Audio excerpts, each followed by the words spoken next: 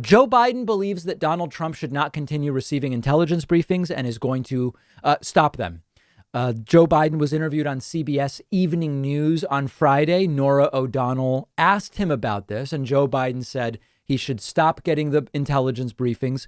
You may know, you may not, you may know that former presidents receive intelligence briefings even after they're out of office, and it includes classified information. But we have a very, I don't want to say very unique, it's just unique.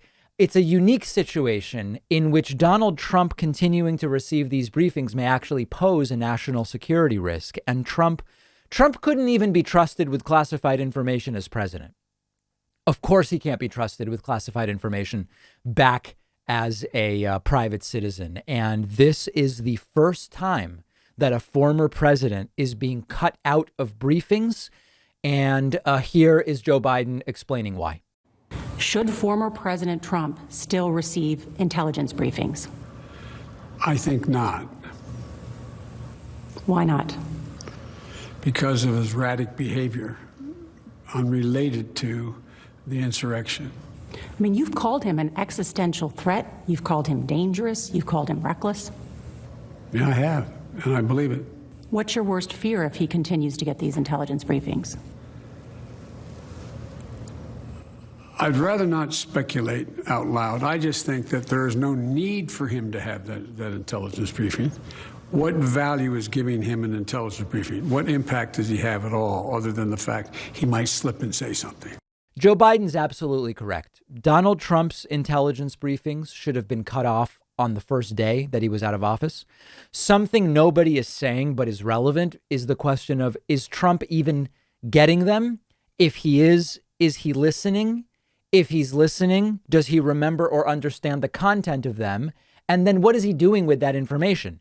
Morally, Donald Trump is exactly the type of person who would figure out how to monetize or trade access to that information if he came up with a way to do it. I don't know that he's actually clever enough to figure out a way to do it, but Trump is a sort of like, who's the highest bidder for what I know type of guy. Why even take a chance? Democratic Congressman Adam Schiff has been talking about this for a while. He said a couple of weeks ago, days before Trump left office, Trump shouldn't get these briefings. And he makes another great point as to why. He leaves office, he should be denied access to intelligence briefings. Would you urge the Biden administration to do that? Absolutely. There's no circumstance in which this president should get another intelligence briefing, not now. Not in the future. I don't think he can be trusted with it now, and in the future he certainly can't be trusted. Indeed, there were, I think, any number of intelligence partners of ours around the world who probably started withholding information from us because they didn't trust the president would safeguard that information and protect their sources and methods. This is a really good point.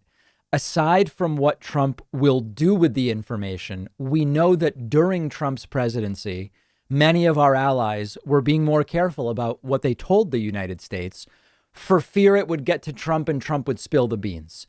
If they know Trump still gets intelligence briefings, that might continue. Cutting Trump off from the intelligence briefings not only is the right decision from a national security standpoint, it probably helps revive some of our relationships, including as far as intelligence sharing is concerned with other countries. That's something that is a big task for Joe Biden, reestablishing some of those damaged relationships. Joe Biden is right to do this, and the official announcement about it happening should be coming any moment now. I want to take a second to tell you about one of our sponsors, S&H Masks. S&H Masks has everything you need when it comes to face masks and other protective gear for COVID-19, and they're giving my audience 20% off. S&H Masks is the company that I've personally been going to for face masks. I love and trust the products they sell, and that's actually why I reached out to them about being a sponsor. I've tried tons of different face masks this year, like many of you, and I still have not found a mask that is more comfortable or easier to breathe in than the washable cotton masks that they sell. It's made of a silky, lightweight cloth that feels great on the skin, has a convenient adjustable strap. They also have disposable cloth masks, which are really comfortable, as well as all of the other gear like face shields, alcohol wipes, no-touch infrared thermometers. And all of their prices are very reasonable. I also love S&H Masks because they've donated over 60,000 masks to healthcare institutions. They're an excellent company. Shipping is just $5 and shipping is free on orders over $150. You can get there by going to davidpakman.com/mask. The link is under this video, and you can save 20% on everything in their store when you use the coupon code DAVID.